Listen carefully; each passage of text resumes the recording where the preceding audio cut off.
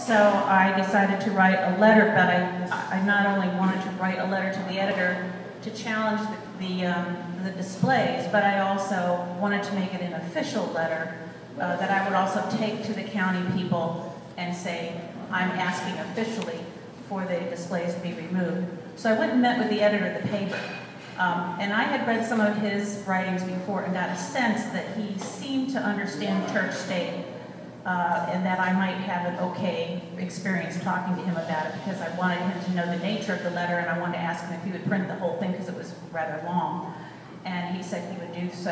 And so the letter was going to go in the paper on a Wednesday, and I, over the weekend, emailed, I talked to the judge executive, who immediately said, oh, I can't control that. That's a state office, and that's a, he was very diplomatic, but kind of supportive, but very diplomatic. So I had to scramble and make appointments to meet with the county circuit clerk, who was in the driver's license office, and then the county clerk, because I wanted them to have a heads up that I was going to make this official request of them. So I emailed them, and Lowry Miller of the county, the circuit court clerk, said, sure, come on in, we'll talk. The county clerk was not quite so open. She was upset, and she was going to go talk to the county attorney and find out what her rights were. So, so I went in and went into the driver's license office, and I walked into the area where the Ten Commandments were on the wall, and they were gone. And so I went in and sat down with Mr. Miller, and they were sitting on the floor in his office. And he said, you're surprised? And I said, yeah, I'm very surprised. And he proceeded to explain to me that he didn't want to take them down. He's a very strong Christian, that he prayed on this whole issue, but he realized that the law was the law and he had to follow the law. So he took them down. Before my letter came out, they were down like a day or two before that. The one in the county clerk's office was still up.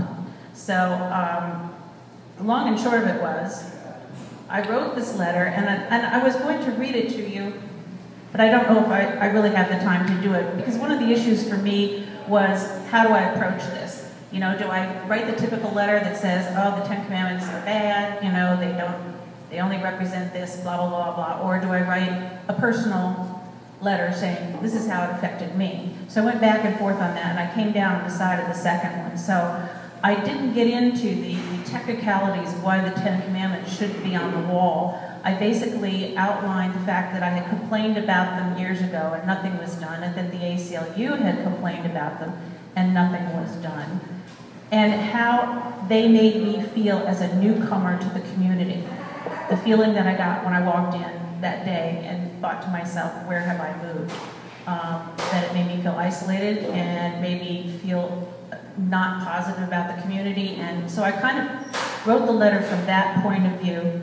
And like I said, at the end of the letter, what keeps coming back to me is how I felt on the very first day in the courthouse driver's license office, which is the heart and the essence of this issue. It's illegal, yes, but more than that, in a non-theocratic secular democracy whose government is of all the people, it is simply wrong. So that was what I said in my initial letter, and that was the approach that I took. So then there were the headlines. There was the big headlines. Ten Commandments must come down. There were some little comments in the paper under the article about how the devil had taken me.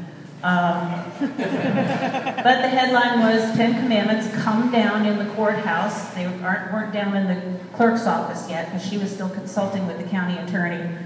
But the paper also not only had that article, but they wrote an editorial congratulating Mr. Miller for his difficult decision and endorsing the idea that the displays needed to come down. So that certainly was helpful for me. And then there was a whole flurry of letters, people that I knew and people that I didn't know that wrote wonderful letters. One of them is here, Stacy wrote a wonderful letter. We had a funny letter that I'm going to give a copy to Ed to share with the group and pass it around. A woman named Lindy Whitlock Lane who wrote a funny tongue-in-cheek 10 reasons why the Ten Commandments have to come down. They're hysterical. So there were funny letters, there were serious letters. Some of the letters started getting a little nasty and personal, because in my letter I did say I was a non-believer, that my point of view was from a non-believer. So people started questioning that and making comments about that. And at that point, a retired minister from Simpsonville came to my rescue and kind of blasted the nasty letters and said they weren't really representing Christianity, so it was kind of nice to get a little balance with the letters. There was a little flurry of activity in the midst of all this. They were printing letters every Wednesday, so I have weeks and weeks of letters back and forth, and the editor was trying to keep them balanced. But about, let's see, this was May 18th, I guess this was maybe about 2 weeks after the whole thing started, somebody, the editor of the paper called me and said, Linda, somebody posted the Ten Commandments in the door of the courthouse, in the glass window of the door. And he said, I'm going to send my reporter down, but I thought I'd give you a heads up. So I jumped in the car and I ran down and took photographs of it. And I'm going to use your joke, Stacy, here. But there's the doorway of the Shelby County Courthouse, and you can see there's a blue sign, but next to it is a white sign, and the white sign is just a printout of the Ten Commandments. But it's right next to the sign that says, please no food or drink in the courthouse. And Stacy said, I think that's the 11th commandment, isn't it? So anyway, that went up. Well, the very next day there was an article that said,